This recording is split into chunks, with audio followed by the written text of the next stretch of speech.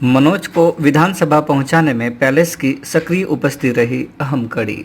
शिव ज्योति से किया वादा पूरा होने पर राज्य को किया जा सकता है मंत्रिमंडल में शामिल। विक्रम सिंह पवार ने भी लगा दी थी जी जान, इसलिए उनका भी इस चुनाव के बाद बढ़ गया है कद। मनोज चौधरी को विधानसभा तक पहुंचाने के लिए वैसे तो देवास के कई नेताओं ने अपनी भूमिका निभाई, खासकर सामाजिक बंधुओं को साधने के लिए संबंधित समाज के रसूखदार नेताओं को जिम्मेदारी दी गई, जिसमें पाठ्य पुस्तक निगम के पूर्व अध्यक्ष राय सिंह सेंधव ने हाटपिलिया ग्रामीण क्षेत्र के सेंधव बेल्ट को साधा, तो नंद किशोर पाटीदार ने भी अपने सामाजिक जान पहचान को भुनाया।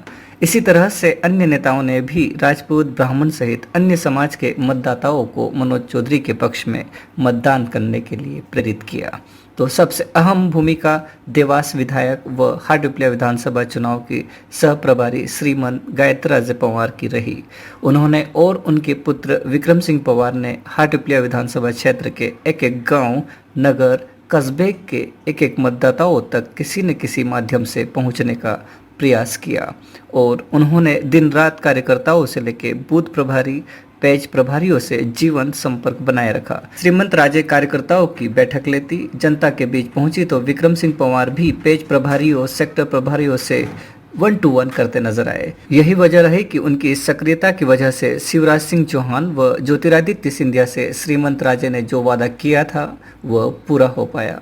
श्रीमंत राजे की सक्रिय भूमिका रही है इस चुनाव में जीत दिलाते हुए मनोज चौधरी को विधानसभा तक पहुंचाने में। यही कारण है कि अब देवास सहित हाटपिलिया, सोनकच्छ से लेकर बागली, कन्नौज तक में श्रीमंत राजे व विक्रम सिंह की लोकप्रियता बढ़ी है। अब इसी लोकप्रियता की वजह से लोगों को उम्मीद बनने लगी है कि हो सकता है देवास विधानसभा की जिम्मेदारी स्वर्गीय श्रीमंत तुकोजीराव पवार के जाने के बाद से इतने वर्षों से बखूबी निभा रही और अपना वादा भी उन्होंने मनोज चौधरी को जिताकर पूरा किया, तो संभव है शिवराज सिंह के मंत्रिमंडल में कहीं न कहीं श्रीमंत राजे को भी जगह मिलेगी। क्योंकि यदि जमीनी पकड़ की बात की जाए तो कोई श्रीमंत राजे की जमीनी सक्रियता और पकड़ पर उंगली नहीं उठा सकता है और मिलनसार व्यक्तित्व होने की वजह से कोई उनका विरोध भी नहीं कर सकता है। ऐसे में वे शिवराज की विशेष कृपा पात्र बन सकती है, क्योंकि उनके साथ तो अब प्रत्यक्ष रूप से श्रीमंत ज्योतिरादित्य सिंधिया भी है, जो कहीं न कहीं श्रीमंत राजे को मंत्रिमंडल में शामिल करने की अनुशंसा करने से भी पीछे नहीं हटेंगे।